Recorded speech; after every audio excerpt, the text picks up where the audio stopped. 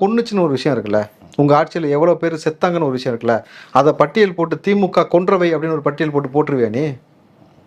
போட மாட்டேல்ல. அதுக்கு தான் நம்மளே அதுக்கு ஒரு பதிவு போட்டிருந்தோம்.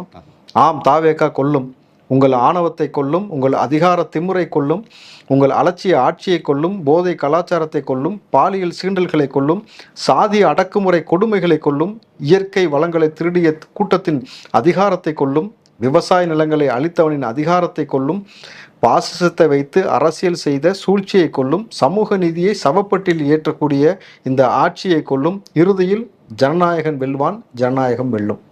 இதைத்தான் நம்ம பதிவில் போட்டிருந்தோம். அதாவது முன்னுக்கு பின் முரணாக தொடர்ச்சியாக விஜய் மீது எல்லாருமே நீங்கள் பேசுனீங்கன்னாக்கா, நீ எவன் தப்பு செய்யலையோ அவன் இன்னொருத்தனை அது இயேசுநாதர் சொன்ன ஒரு வசனம் இருக்குல்ல, யார் உங்களை தவறே செய்யாத நபரோ அவர் முதல் கல்லை எடுத்து எரியட்டும்னு. அதே போல் நீங்கள் செஞ்சதெல்லாம் முழுக்க முழுக்க அக்கிரமும் ஐயாக்கித்தனம் பண்ணி வச்சுட்டு விஜய் அவர்கள் மக்களுக்கு நல்லது செய்யணும்னு நிற்கிறார்.